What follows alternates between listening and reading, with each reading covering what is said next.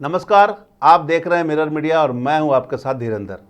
विगत 11 अप्रैल को बरवाडा थाना क्षेत्र के कसिया टाण में कोयला लदे ट्रक पर अगजनी के बाद ग्रामीणों पर हुए एफआईआर के विरोध में सोमवार को एक जनसभा का आयोजन किया गया, जहां जनसभा में भाजपा के प्रदेश अध्यक्ष सह नेता प्रतिपक्ष बाबूलाल मरांडी बतौर मुख्य अतिथि उपस्थित हुए। इस जन आक्रोश सभा में बाबूलाल मरांडी के साथ सांसद ढुल्लू महतो, विधायक राज सिन्हा, भाजपा नेत्री तारा देवी समेत तमाम भाजपा के कार्यकर्ता उपस्थित रहे।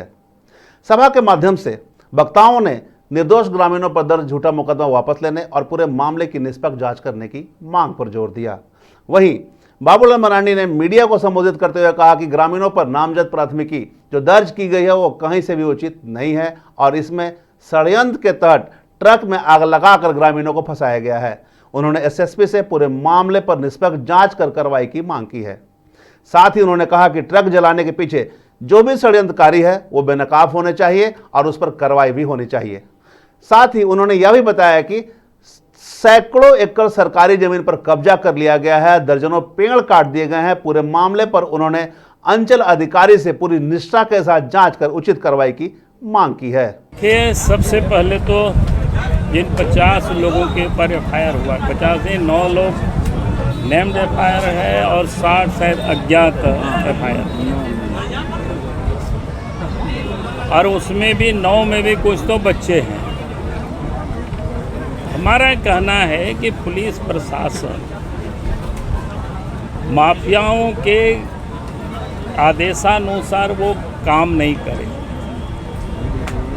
जब गांव के लोगों ने दिन के दोपहर 10 बजे सुबह कोयला लादे ट्रक को पकड़ा था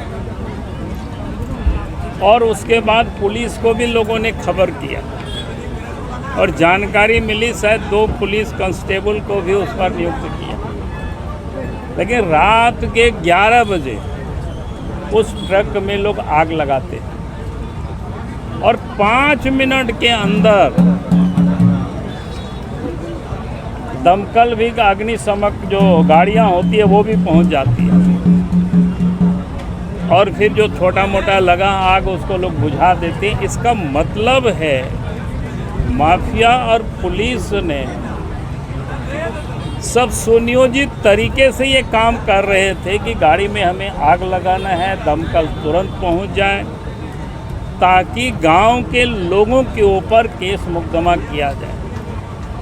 इसलिए राज्य के जिला के पुलिस कप्तान से चाहेंगे कि अपने स्तर से इसको जांच करके और अविलंब जो केस हुआ है उसको समाप्त करें। और जिन लोगों ने ये हरकत किया था, यानी आग लगाने का जिन लोगों ने षड्यंत्र किया था और वो 2 पुलिस कांस्टेबल थे, तो इन लोगों के ऊपर कार्रवाई होनी चाहिए। चोरी का केस नहीं किया तो आप इससे समझ सकते हो किस प्रकार से षड्यंत्र हो रहा है और गांव के लोगों को दबाने का, डराने का, धमकाने का ये जो प्रयास चल रही है वो सरकार को भी और जिला प्रशासन को भी महंगा पड़ेगा अगर उन्होंने समय रहते कार्रवाई नहीं किया। और दूसरी जो बातें हैं ज़मीन को लेकर के, उसमें से कई कागजात तो हमको लोगों ने देखा कि दलित वर्ग के लोगों के नाम से बंदोबस्त है 2-2 एकड़ करके, और उसके बाद उस जमीन का 52 एकड़ या कितना है 55 एकड़ जमीन को कि कागजात फर्जी डीड बना लिए जाते हैं और उस डीड का नंबर को अगर आप देखें वो चास से मिलता है, यानी वो ज़मीन चास में है। तो किस प्रकार से फर्जीवाड़ा किया गया है,